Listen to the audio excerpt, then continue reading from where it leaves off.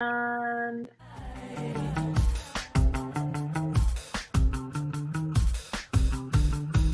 L-O-V-E,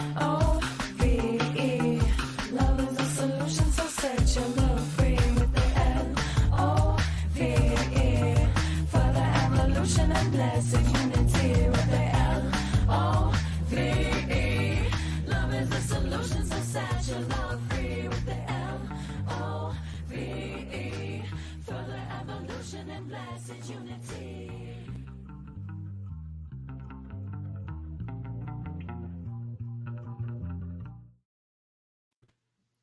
Good morning, folks. Welcome back to the Self-Love Show. I'm your co-host, Dawn Light, and my beautiful sister here, Trish Wright, is my co-host for the Self-Love Show. We love this show. We love doing it weekly. Thank you for tuning in. And in case you're new, welcome. And we also have a YouTube channel that we love to share out. We'll put the link eventually at some point in the show. And we just want you to know, go there, like, share, and subscribe, because the message of self-love is so important in the world, and we're here to share such valuable tips, tools, and information to really elevate your consciousness on every level.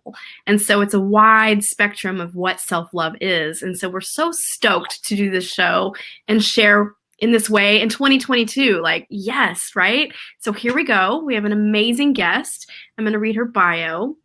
Her name is beautiful Nika Cherelle. So it's about living a shame-free life. Judgments and inferiority complexes often guide and dictate how we live our lives. It is common to choose to live a life based on societal standards and social norms. Here we will talk about letting go of shame, noticing shame-based thinking, and setting effective boundaries. So Marnika Shelton is the owner of Nika Cherelle's LLC, the host of the It Cast, Real Talk on Sex, and a personal empowerment coach specializing in health and sexuality. They empower and inspire people across all cultural backgrounds by breaking down taboo. They aim to create a world where all people feel loved, honored, and respected. Yes. They sit on the board of the Grateful Garment Project, and their work has been featured with the San Francisco AIDS Foundation, SOMA Arts Cultural Center, and in Math Magazine, Bitch Media, and Aussie, Slate, and Cosmopolitan Magazine. Wow, right on. Thank you. Thank you. And thank you for having me here. This is incredible. I'm so grateful for the work that you do. It just, magic. Yay. Thank you. I recently met Nika at a teaching. We were both teaching, what would you call it? At an online festival. Yeah, online conference. To really help people get into their love skills. And we both were very drawn to each other. I dropped into your class, Nika, and you dropped into mine, and we were both like, I see you. Talk about people who have looked at shame and really made friends with it. And when I read what you sent to put into and I was like, yeah. And let's just get into that, because what I would love to hear is what you believe shame is, and because I'll share what I believe shame is. I've been exploring this idea that guilt is from within. Like, I care about you, and if I step on your toe, I'm going to feel bad because I care about you, and that's an internal, like, oh, I feel guilt around that. And shame, on the other hand, in my brain, is a little bit more of someone putting their values, or socially putting their values on you and trying to get you to conform to their ideals. Right. So it's like someone else's guilt impressed on you. And I've been thinking about this a lot. It's not the definition in the world, but I was like, oh, is shame like something that we socially carry around? Like the being not living in the normal society. Like, I don't know. Yeah. Well, I don't know any of the two of you and me that live in the particular construct of society that means that we do white picket fence and you know, I wear dresses without pockets and, dot. That one. Yeah, the social cultural normativity of how we're supposed to be, what we're supposed to do. Like we're supposed to be married, we're supposed to have kids, especially being acculturated as a woman. And one of the things you pointed out was that like that external shaming, where like things that are coming from people being placed on you versus that like I've done something, how can I learn from this and correct my behavior going forward? Or just admit that it was a mistake and own it. And so like really letting go of that, I have to carry this weight, like that is huge. I love what you said, Trish, about making friends with shame. Like that was yummy. I'm like, oh yeah. Yeah, because like all of these emotions and all of these experiences are very valuable. They help guide us, they help us learn. And that's a space where we can like heal. That's a space where we can like take that information and heal. What shame is for me. It's an indicator. It's a noticing of a boundary. It's not acknowledging what works and what doesn't work, and then having that regret going forward. There's a lot of ways. I mean, I could give you all the examples of how shame comes to be formed in a number of things, but that internal experience, that embodiment of shame is heartbreaking. It is heartbreaking when you experience it. It really is. I have the Webster's Dictionary definition of shame here, and it's a painful feeling of humiliation or distress caused by the consciousness of wrong or foolish behavior. So it's this really, I feel shame can be tied to, for me, I'll speak from my perspective, shame can be tied to a perception of someone feeling you're doing something wrong and wanting to wrong you for it. Mm-hmm. And I've had this a lot in my childhood. I had that very core experience often.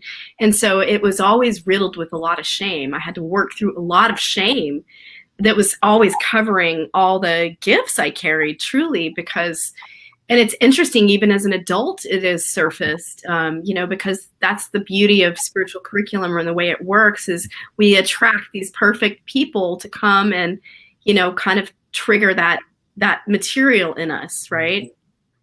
And I even had it happen, this last through the pandemic, I went and attended a workshop, and even the like conscious retreat leader that I was signed up with, like, put me in a position of being in a group dynamic where I was doing it wrong and had to, and that was a public shaming experience. I left there feeling completely shocked and floored from that experience. And it took me months to digest it. And then I finally was able to address it with the person and call them and say, look, I really want to point out that this experience really, deeply triggered me.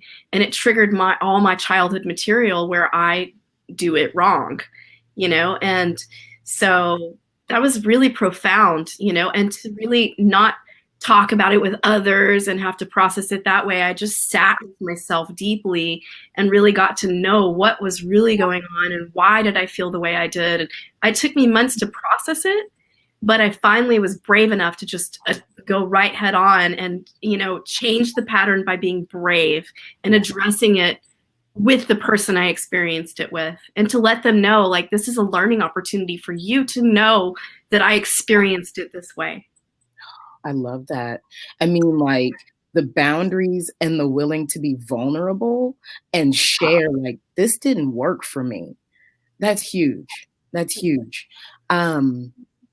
One of the things I hear, like you're pointing out, is that the shame-based teaching. So it's like we can have shame or guilt for something that we did that, we're carrying around, but also like that, like being taught when you're a kid, like, oh my God, growing up, I was always too something. I was too short. I was too fat. I was too dark skinned. I was not straight enough. Like there were all these different things that, of course, I was supposed to be that fit into this box. And that experience when someone tells you that you are wrong, like one of my distinctions is Guilt is I've done something bad and wrong, and shame is I am something bad and wrong. Yes. Yes. So when people are telling you that the things that you are naturally and inherently are wrong, that's the damaging aspect of shame that leads to depression, that leads to suicide, Mhm. other things. And it's like, how can you hold someone to a standard that has nothing to do with what's really going to affect your or their lives? It's those cultural things. It's like you have to fit into these boxes. And if you don't, you're wrong. You're literally a wrong human being. Defective. I love this conversation. So for everybody watching right now and for everybody watching the replay, take a nice deep breath in.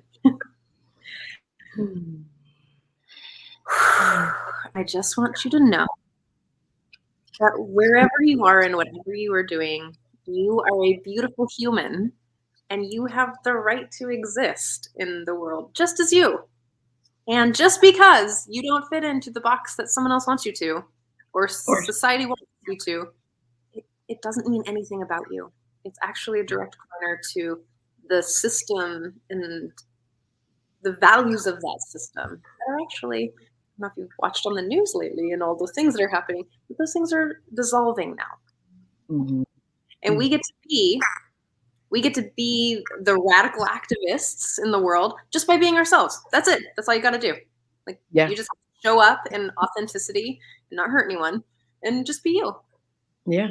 You can, and there is no too much or too this or too that. That's a whole other, it's a whole other thing that other people are living into. Yeah.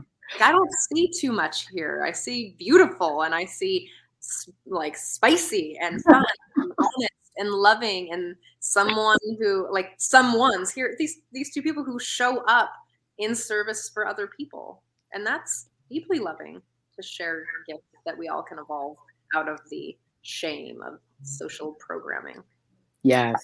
I love that you called it programming, because the truth of the matter is that those teachings are designed to control us, to have us behave in a particular way that someone else standardizes as okay or good.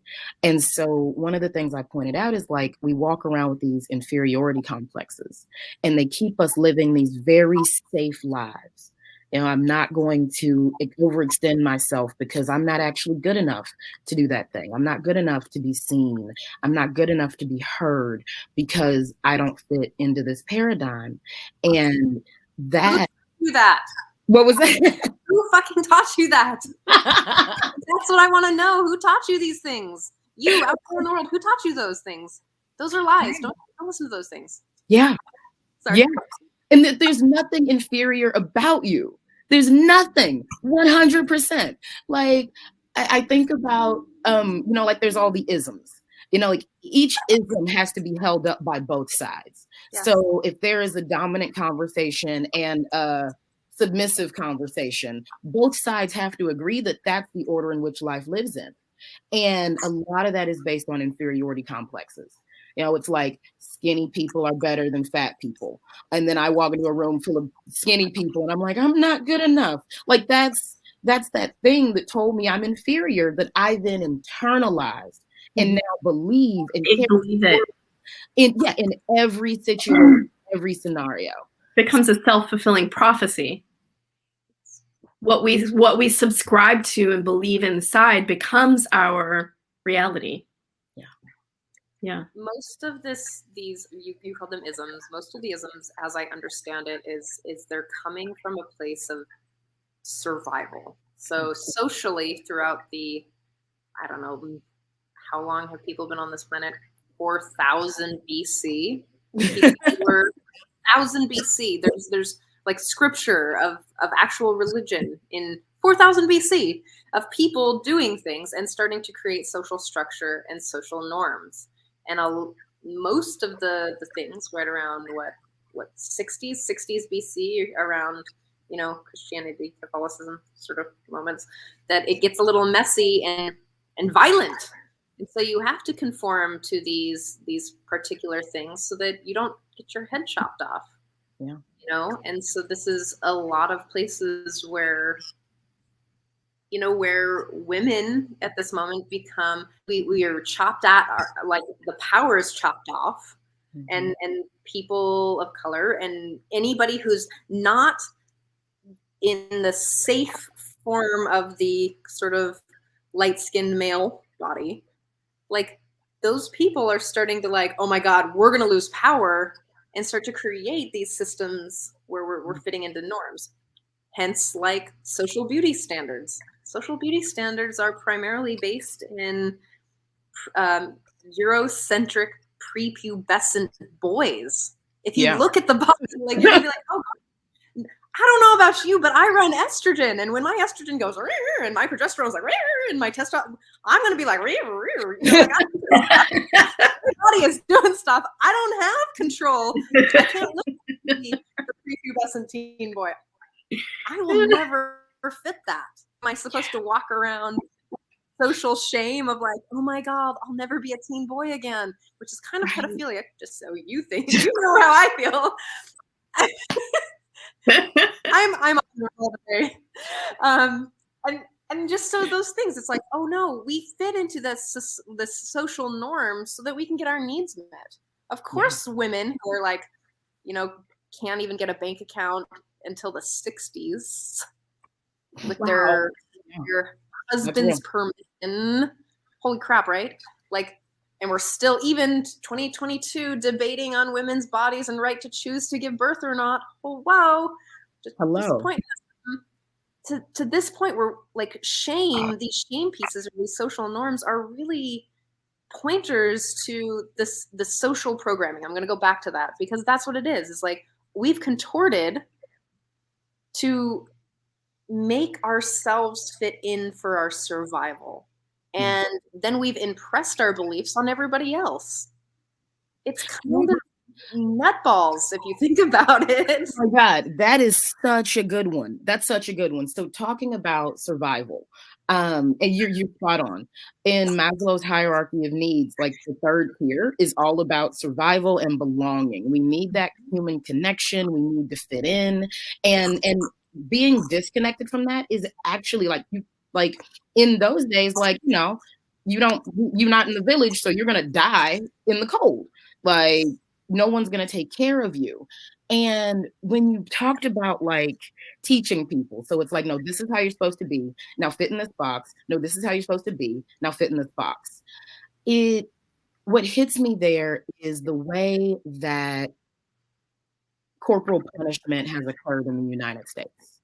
So like looking at the history of slavery, slaves, like corporal punishment, violence was used to teach slaves how to behave. Mm-hmm.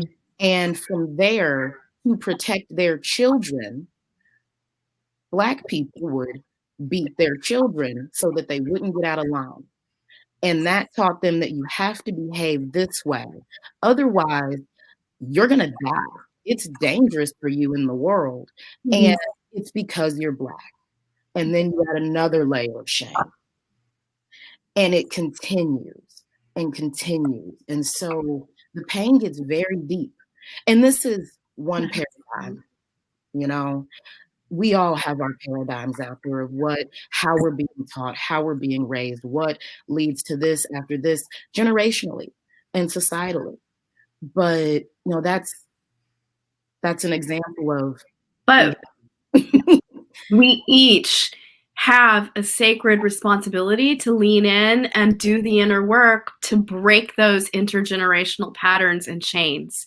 Yes. And that's what this conversation is about, is like, wow, owning where we feel shamed, owning it, owning what has gone on, what created it, what's underneath it, and really doing that inner work is what frees these patterns from existing in our families, in our paradigms, in our, social constructs of how we live in the world. It changes things.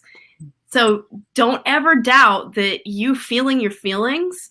I'm speaking just to everyone. Don't ever doubt that, it's not working or it's not moving forward. Even if it's a very deep process and you have to work it for a long time, it is working. Mm-hmm. Mm. And if you do doubt it, call me up. Or maybe I will let you. I'll remind you.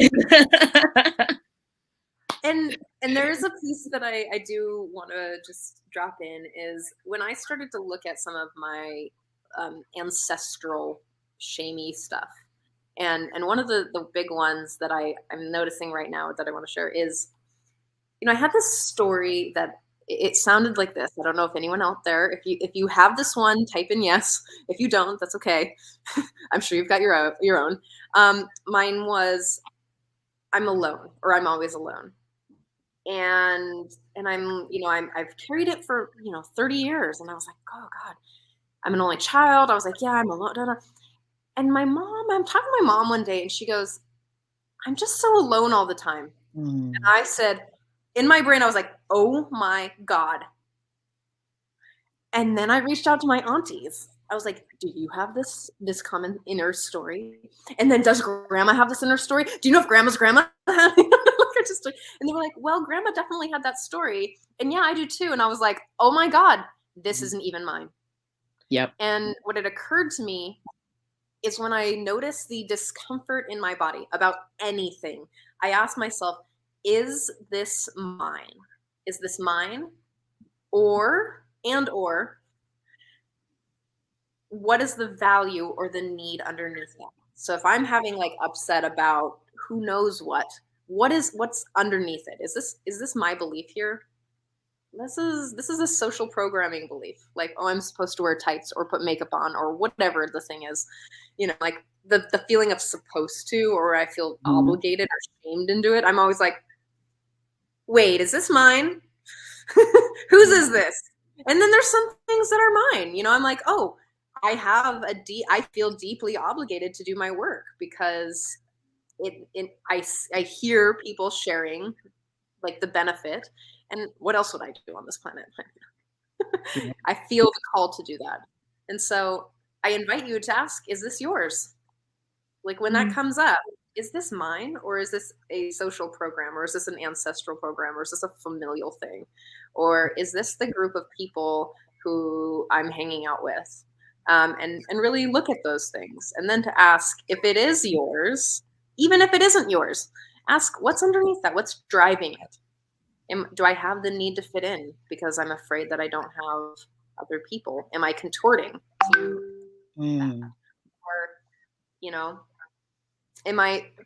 is this story, I'm alone, is that, and what do I need from it? I want to feel connected. Okay, well then go feel connected. It's just a pointer. Yeah. No, I think that's beautiful in that conversation of like pushing up against boundaries and having that feeling, we're again looking at the internal versus external shame. And often when we're pushing up against a boundary, like you feel it. It feels uncomfortable. And it's like a little inkling.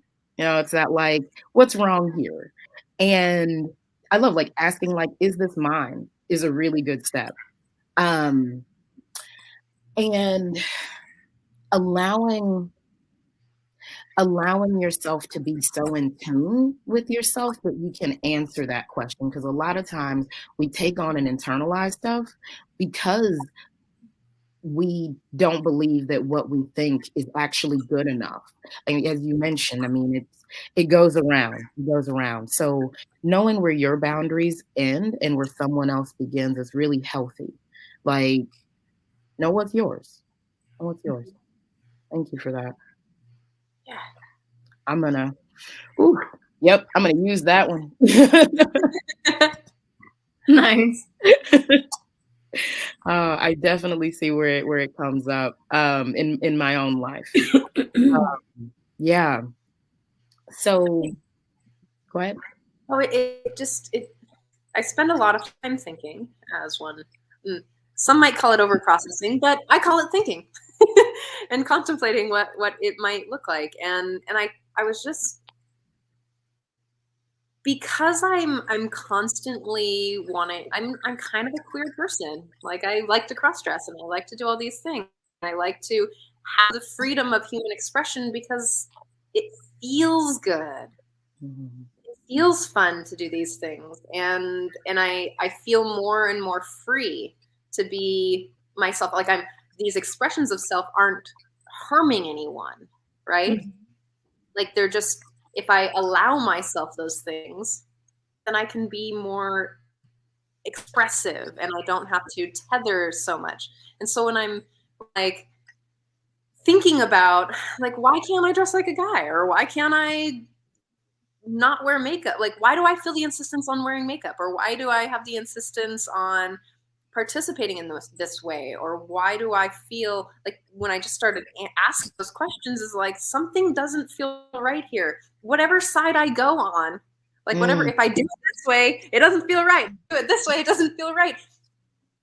I'm, again, coming back to what you said, Nika, is I'm not inherently bad or wrong. I woke up in a human body, Mm-hmm. a sacred little child, and I woke up into a system that made me work for my worth.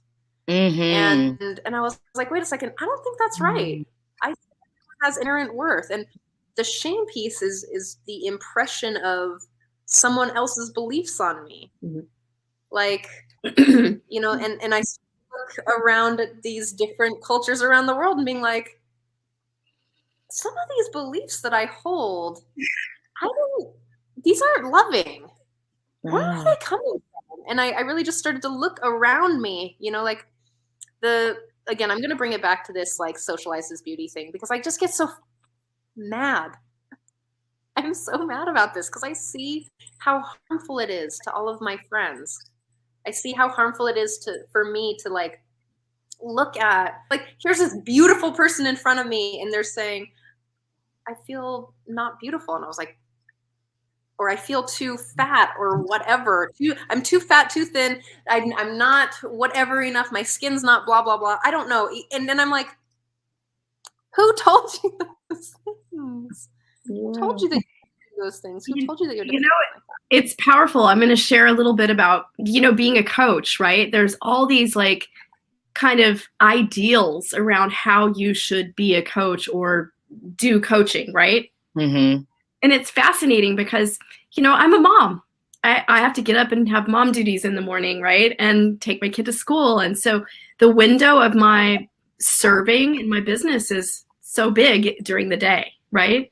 And so I love working out. And so I fit working out in the morning time immediately. That's my me time. I give that to myself. Well, right away, I jump from there to home. And I had this conflict for a while when I was getting going, and like I had this real conflict around feeling rushed, or that I had to like change my clothes and put makeup on, right? Like there it is, the beauty standard, right? And I just, you know what? That is not me. Like I'm going to just be me and show up natural faced, and it's okay. And I had to give myself permission, literally, to let go of needing to show up in a way that wasn't really fully authentic and serving my actual day, So there's a lot of times I'm with my clients and I'm just, beautiful, natural faced. Like maybe I'll throw on a little mascara, but I don't go the whole nines to put on a full, I don't really wear a lot of makeup anyway, but it was just one more step to create more freedom for me to just admit that worked for me, and that was my flow. And allowing myself to just be like in casual clothes, even if I wanted. And it's like, why do I have to believe that I always have to wear professional business clothes at every second, right? Like I can do this in a way that works for me and works for my life. Yeah.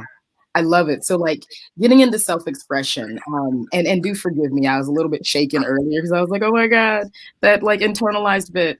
But getting into self-expression, there's that intuition. That's what I call it. Like I'm in that space now where it's like follow your intuition, because that's where the good feelings lie. And that is an opportunity to connect to not being ashamed. So like I had this experience where I was out and I saw this really gorgeous woman, and she was working, and I had gone out in a rush that morning and I hadn't brushed my teeth and I didn't feel very pretty.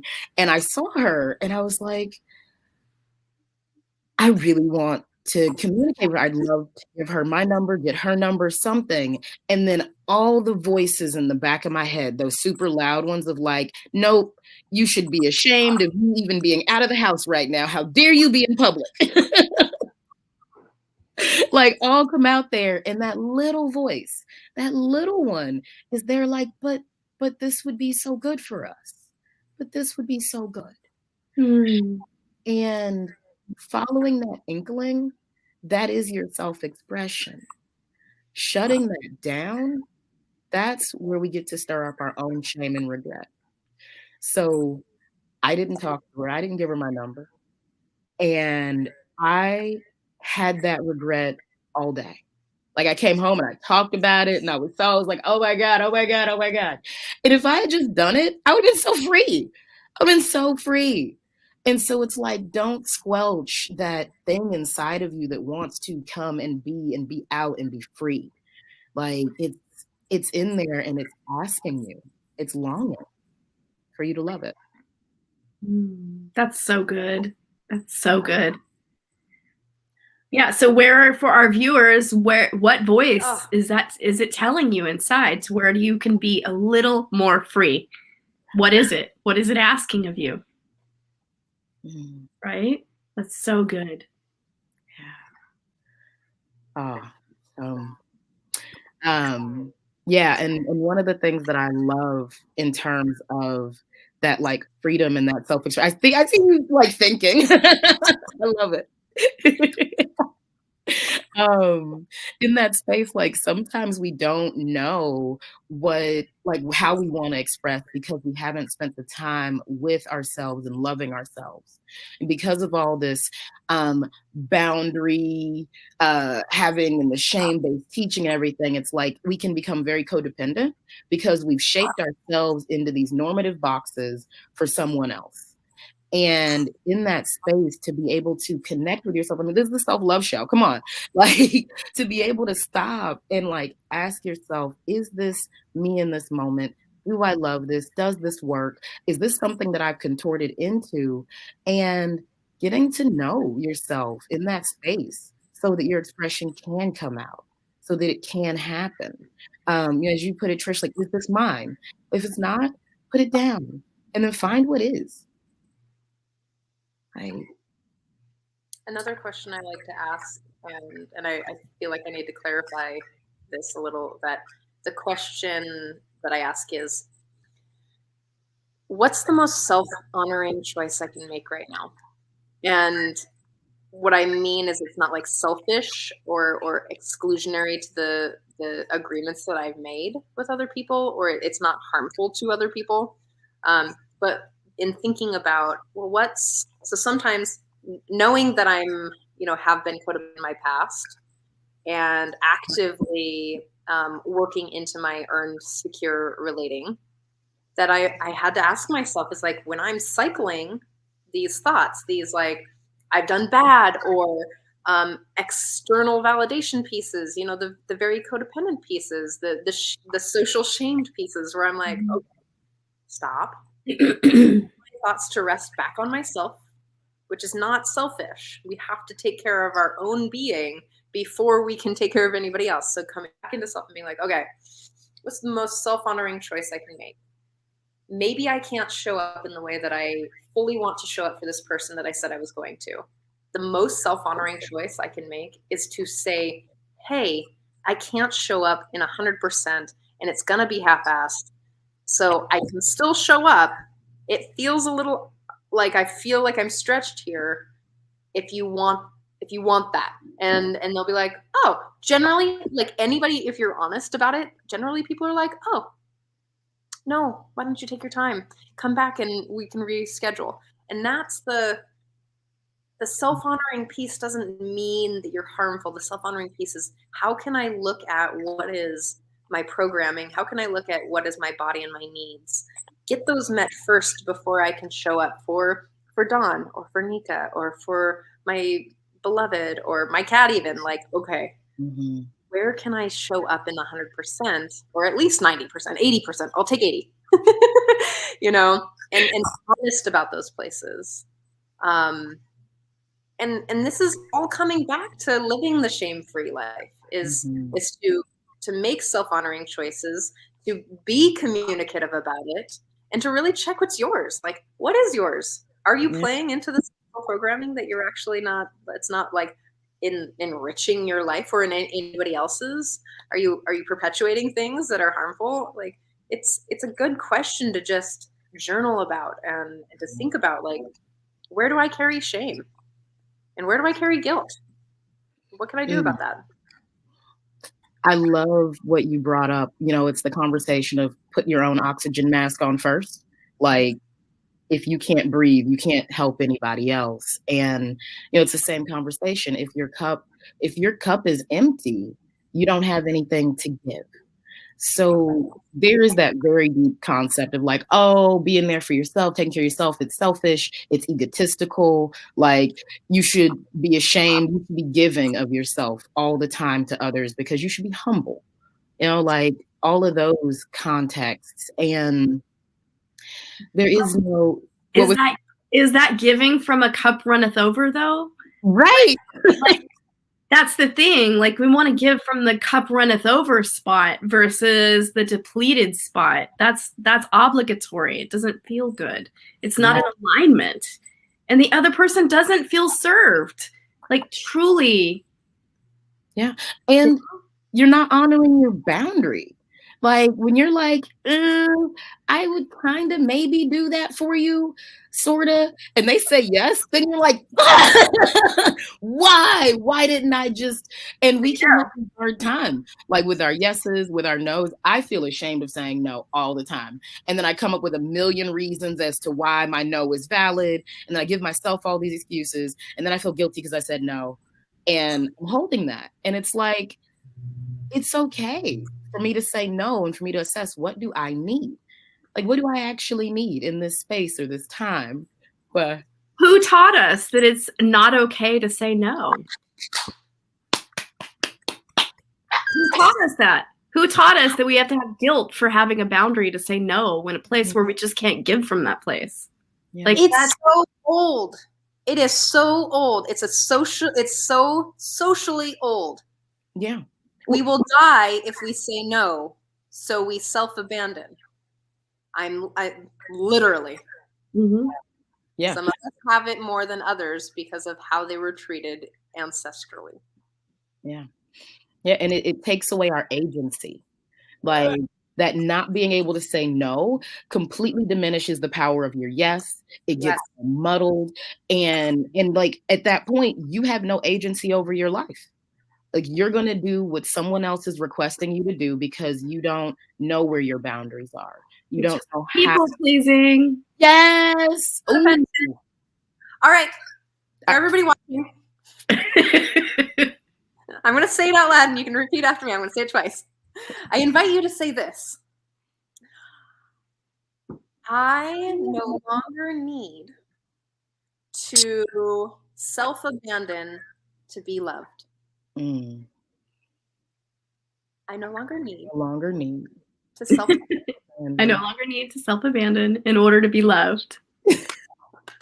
I am inherently lovable. I'm inherently lovable. I'm inherently lovable. I honor myself while respecting others. Yes. I honor myself while respecting others. This feels good. We're doing the work. Yes. This is what I've learned from when someone is pulling on you to do something and you feel that and immediately the anger rises, right? So they're asking a request that is not, it's just not in your wheelhouse, possibly, or you're just not able to give, right? And from that place, and you want to, but there's this place that says, nope, don't do it, right? And so, and to honor that voice inside, sometimes, like, it's really important to, like, when that request comes, you don't have to answer right away. You can say, can I sit with that? I need to sit with this for a minute. This happened to me. I was driving in the rain and someone like texted me and requested, and I immediately responded with okay, even though it wasn't okay. And I had to sit with that and go, gosh, why did I? And I said, I know I responded okay because it was raining and I was just, driving and trying to I shouldn't even, so I just was on my, when the phone is attached to the thing, I just put okay just to respond. But then I realized, gosh, I didn't say okay. And I had to, when I got home, when I was in a safe place, I realized, you know what? I actually read your request and I need to sit with this and I'll get back to you. Mm-hmm. I'll get back to you when I know. And then the next day I responded with a no. And I explained why. I said, I really hear your need. This is it. I really hear your need for blank XYZ. And I just can't meet it. And this is why. Mm-hmm. I need to be reciprocated in this way if I show up and do that. And then I said, but I hear your need. And if you want, we can do it this way. And I gave them other options so that it's a conversation to get their needs met. And I'm not just closing the door on them, right? But it's self-honoring of me. So it's self-honoring of both of us, really, because if I'm doing it out of obligation, it's not serving that person. It's filled with yuck, and they're going to feel that. So it's I can honor myself and that person by saying no honors me and them. Yes. Yes. And that is one of the real things. It's like Trish mentioned earlier, people would prefer a whole and honest yes than a small and resentful maybe, or an honest no versus versus a resentful yes. And I love the way that you created actually sitting with your boundary. One of the things that happens is we'll cross our boundary, we'll be way out there in the other part of the world, again, where it's not comfortable. And that's when we assess our boundary. That's when we think about it. When we're out there, we're angry, we're resentful, we're hurt. And then it's it's that recollection of learning. And when you get to the point where you can actually be with the feeling of the boundary in the moment, where it's oh, hey, I recognize you. You can actually do something else about it. And when we talk about that in consent work, that being the power of the pause. Yes. You're presenting something and it's you don't have to say yes or no at that exact moment. You don't have to be enthusiastic about it or completely rejectionary. You just be with it and then see what works in there and what doesn't. And as you said, it's a negotiation, it's a dance. And when you're in a negotiation with someone, they want to do something that serves both of you. It's the acknowledgement that you both do. Yeah. Yeah. And that you're both honoring the relationship and that it's a way of holding the container to make it work for both of you in a self-honoring way. Yeah. But you have to be honest with your own boundary and feeling. You have to be identified with it and connected. And sometimes it takes what you say, that pause, to get you there. Because you just don't know you have these feelings coming forward, but you're what is my boundary? Sometimes you just don't know until you really give yourself space to sit with it. Yeah. And that is that element of self-love meets self-expression. It's you're in that pause and you're what is the most loving thing I could do for myself right now? That intuition, that small voice, what is that? And then from that space, being able to express what's authentic for you. Mm-hmm. That's that access. Mm-hmm. I love to call it reality. It's when you share authentically what is just it's not just a no or it's not just a yes, but what it lives like in your body. Mm-hmm. Hey, I really want to do this, and I'm a no because I don't know if there's ways we can negotiate this, but there's that negotiating reality this is the piece, is that we get to be even more radically honest in our vulnerability. The tiny little bits that we don't get to share, or we're told not to share about, mm-hmm. What's really alive. Yeah. I'm wondering if you would like to share a little bit about living a shame-free life, the things that you wanted to share. Yeah, so we certainly covered quite a bit of this today, but to just give you some ideas of specific things you can take forward, really get to know yourself. If you don't know what you like, who you are, that space of understanding so that you can express, just spend some time there. Even if it's painful, like allow yourself to get close to yourself. Um, and I'm gonna have to shout out Trish has this amazing workshop that I did where I actually had to get to know that my body doesn't like to move as fast as I do, which was really interesting and really powerful. Um, Definitely fall in love with yourself. Like, it's one thing to know who you are, know what you do. Like, I would judge myself all the time. Like, this is, like, yeah, I know myself, but I didn't like myself. I didn't like myself. It was easy to judge and assess and see myself from this very negative, shame-based teaching that I had growing up. And when I shifted that process of beginning to fall in love with myself, it was very magical. It's like noticing the things you do that are cute, noticing the way that we frame things. Just this past holiday season, I was walking past a mirror while I was visiting my family, and I looked at myself and I was like, "Oh, I'm voluptuous." Like, yay. And it was such a vast difference from I'm fat.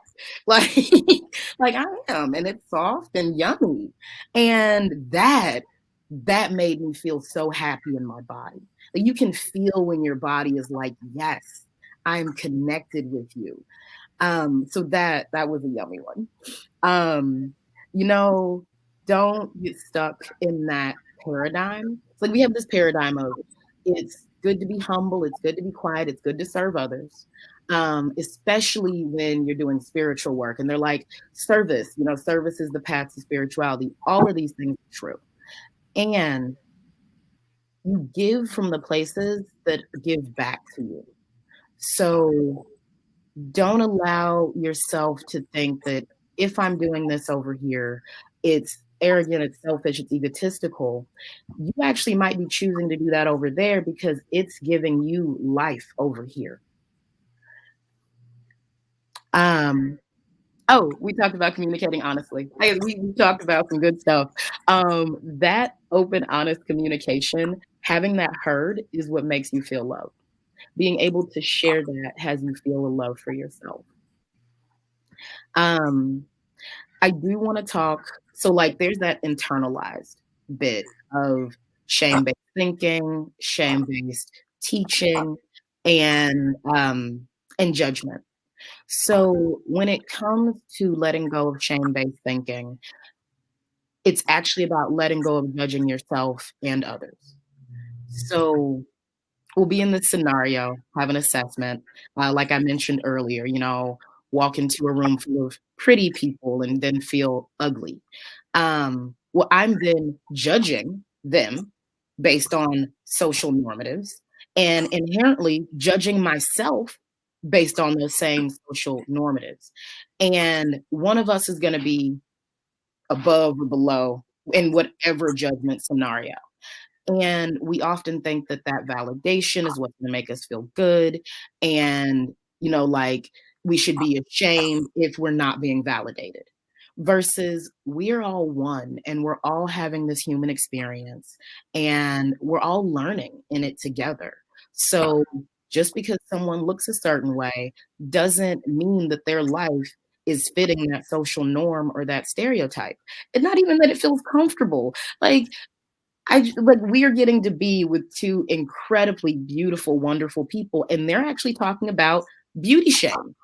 Like, I have shame around beauty and body standards and norms, but like to actually fall into the paradigm of I am the dominant social cultural normative of beauty, and that makes me feel bad because the other people that I'm around don't necessarily love themselves the way that they think I should love myself, not even the way that I do.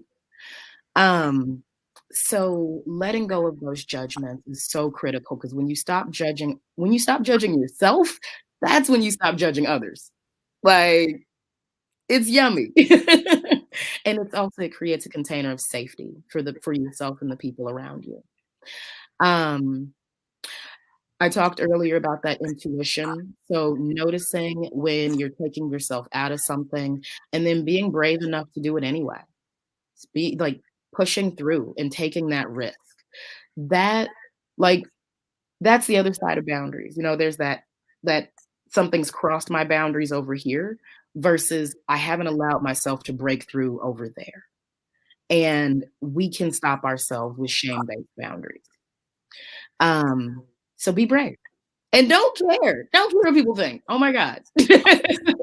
There's all these moments where I'm like, if they knew how awesome this was, they wouldn't be looking at it strangely from over there. But I don't care what they think. So yeah, the judging yourself, the judging other people, letting that go, and allowing the love that we have. When we have more and more love for ourselves, it radiates to others. Ooh, ooh, ooh, ooh. I have to share this. So in my spiritual practice, there is this beautiful song that the children sing, and it goes, I love myself so much that I can love you so much, that you can love you so much that you can start loving me.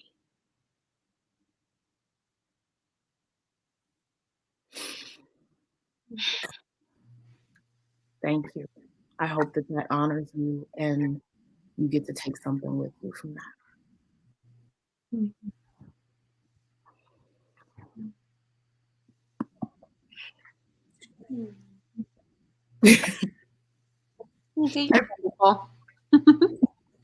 I was going to say, I deeply appreciate your true authenticity and vulnerability.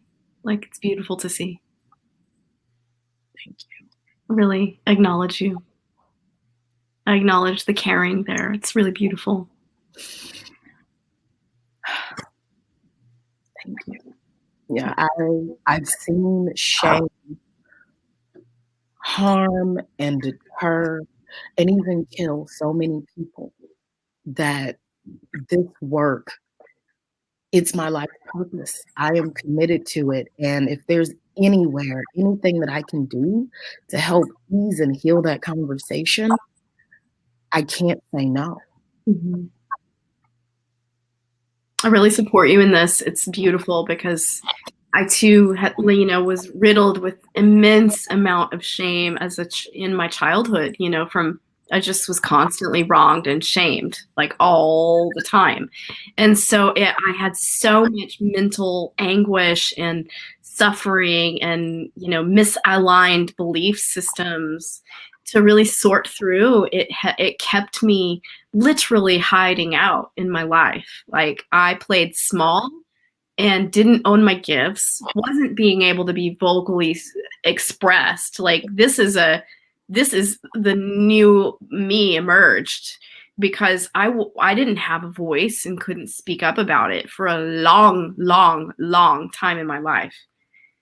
And I too share the same value system and desire to help others be free of this, because it is so important for each soul to be expressed, fully expressed, because you innately come with gifts given to you, each soul. And every soul is worthy to express that, to live it, to be embodied in it. And, shame is the tricky one that our gifts hide under. And if we don't address our shame, we can't be fully expressed. Yeah. And that's just my own lived experience I'm speaking from, right? I had to go back through and sort out all the junk in my head and all the harm that was done physically, emotionally, mentally, psychologically. And I had to really sort through it and express my rage and own my anger and own all the parts that I just never got to say, and reclaim myself and reclaim my power.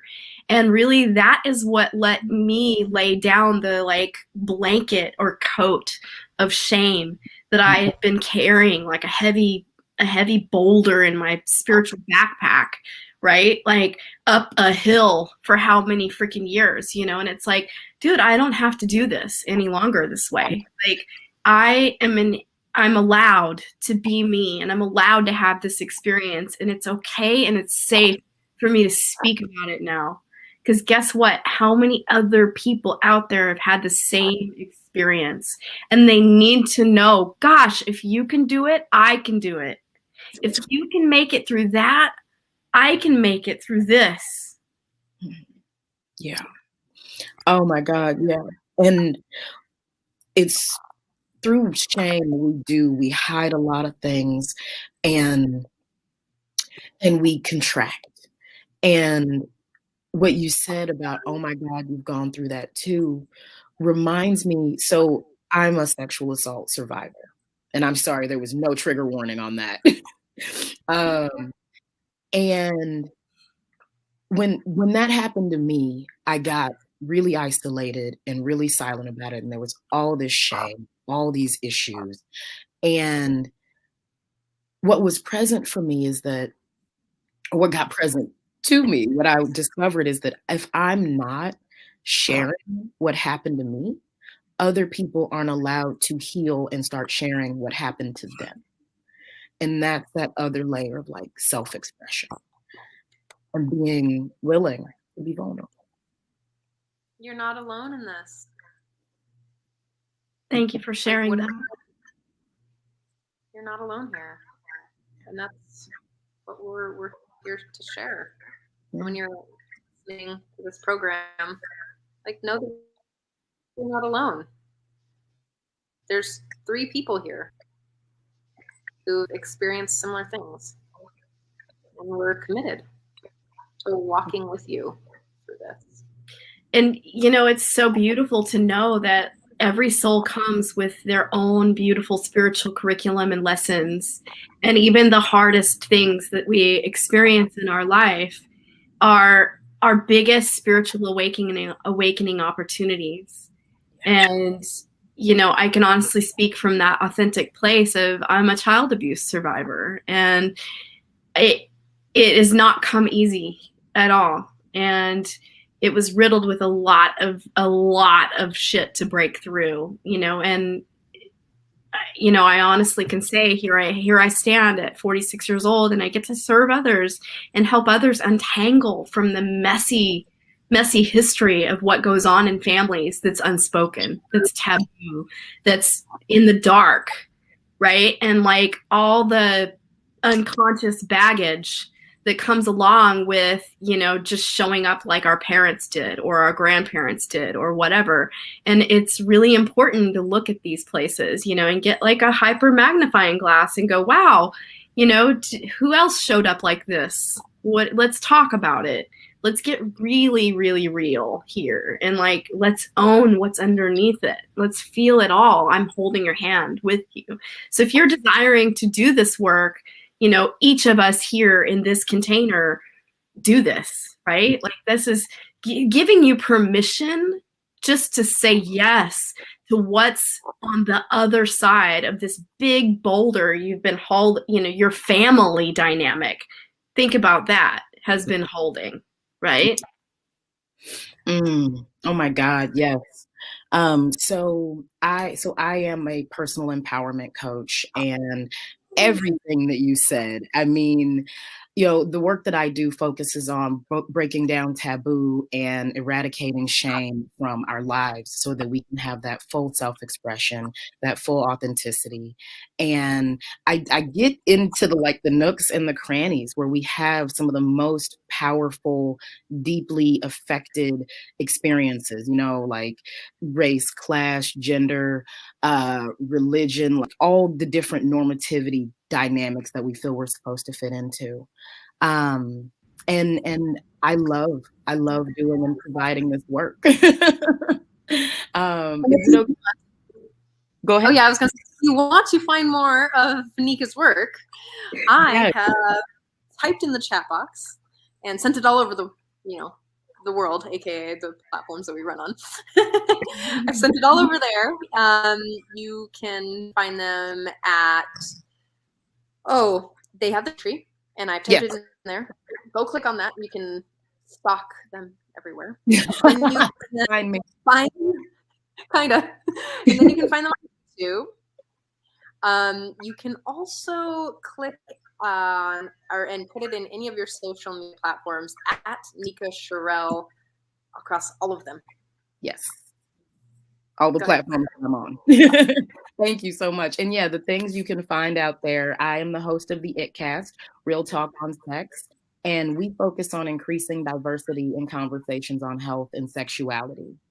We're breaking down taboo and creating a world where all people feel loved, honored, and respected. That is a safe container. We also offer support groups. We do events, and I design adult novelties that are also empowering and make pleasure accessible for all. So you can find all that on my link tree. You can find me on all the socials and find the podcast on YouTube. How exciting! And thank you so much for letting me be here. Oh God, this show has been incredible. I've really, really loved our really beautiful heart-centered conversation. It's been lovely. And I really am a supporter of what you do in the world. And thank you. Thank you for being bold and brave and owning all the parts of yourself to get here, right? Because think of all the legwork you've had to do just to be able to be in this position, to stand in your truth. Like, that's called doing the work. And I just acknowledge you, and like, gosh, how empowering and how exciting. I'm so excited for all the people you serve, because guess what? It's a ripple effect. One more person that wakes up to just all the innate goodness inside, then that gets to just be such a powerful ripple out into the world and affect so many other souls. So it's like, yes, it feels so good. I'm just so excited for you. Thank you. Yeah. Yay. Well, I have a little announcement. We have a really beautiful, amazing Facebook group. You're welcome to join for those beautiful bodied women out there that identify as a woman. And, come on in. It's about reclaiming your trust. It's a free Facebook group that we host, and we would love to have you in.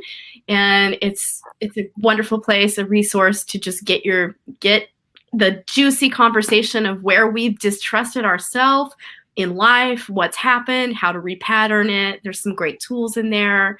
I'm excited for the year to come because there's going to be more, just more aliveness going on in it. And yeah, please feel free to join us at any point. We would love to have you.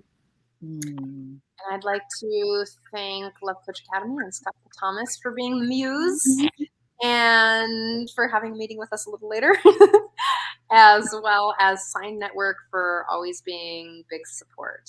Thank you all so much, and we'll see you next week. Yes.